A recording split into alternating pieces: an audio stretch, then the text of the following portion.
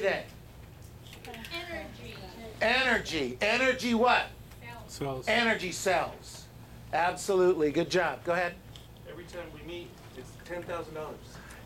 Every time we go on a listing appointment, it's $10,000. When we meet, it's more expensive than that.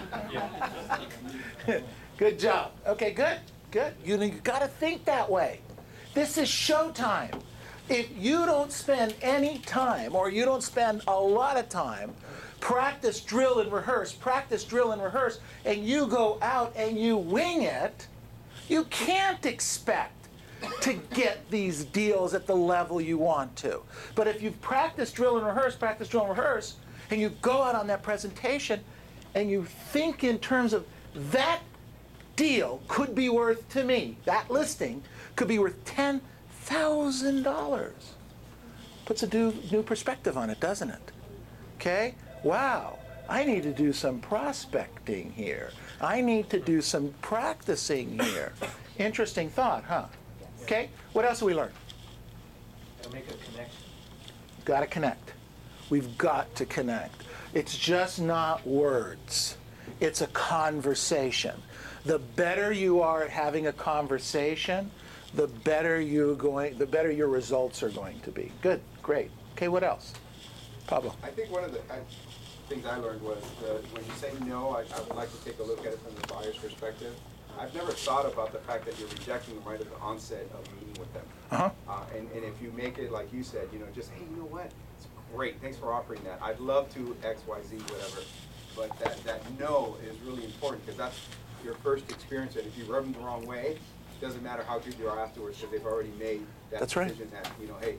You've rejected me. None of us, thank you, Pablo, none of us want to be rejected in anything we're doing. In fact, one of the reasons, isn't it, that we don't prospect is because we don't know what to say and how to say it, so therefore we think we're going to look foolish in the eyes of the seller or buyer, so therefore we actually don't go out and do this, and we stop ourselves from doing it because we don't want to be what?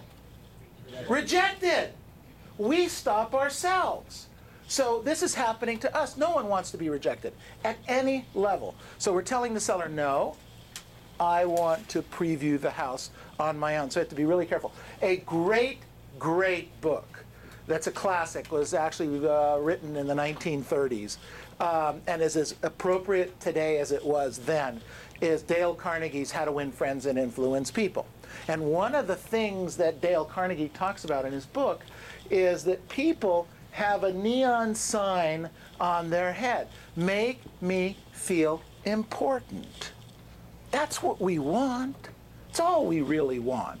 So we need to make the client feel important at the same time that we're taking control of the situation. That make sense? Okay, good, good, thank you. What else do we learn? What other things? Go ahead. People want to be heard. People want to be heard. People need to be heard. When you're not heard, it's a problem. So they've got to be, it's one of the human things that we need to do. Well, what else? Important to internalize, not necessarily memorize the listing presentation. Internalize it, but don't memorize it. I do these scripts all the time, and yet you'll notice, I glance down and will get the words because I want to make sure that it's coming right. I only need to glance for a second. I know what it says. I've read this 10,000 times. It doesn't matter. You need to get it there, put it in, and then get it out. Now, what is role-playing worth to you? What is practicing worth to you? It's hard to put a number on it, isn't it? Renee? It's better to make the mistakes in practice than to have it cost you a transaction. Exactly. If you make the mistake here amongst your friends, then it's much easier and much less costly out in the public. That makes absolute sense. Okay, so what else are we talking about here? The level of confidence that you have when you practice goes higher and higher. If you know what to say and how to say it. I overheard somebody today, I don't know who it was, they were talking to one of our coaches, and they said, if I know what to say, I don't mind going out and talking to people. When I don't know what to say, it bothers me. And yet, how much time do we spend practicing the scripts? Over and above the time that you are committed, how much time do you really spend with it? An hour a day, 2 hours a day? Let me ask you guys a question. Those of you that have fairly new with the company, but you've been practicing, prospecting, etc. When you first started prospecting, was it difficult or easy? Difficult. Difficult, right? Okay. And yet, when you did it for a period of time, how long did it become easier? A week, a day, a month, a year? Couple of days started to become a little bit easier, right? It becomes easier and easier over time.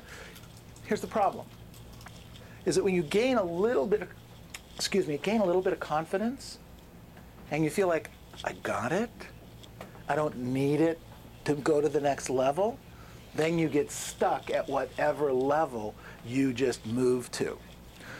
All the top producers that we know practice, drill, and rehearse at some level every single week.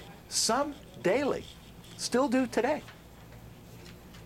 Daily. People that are making $300, $400, $500, $800, $1 million a year are practicing daily.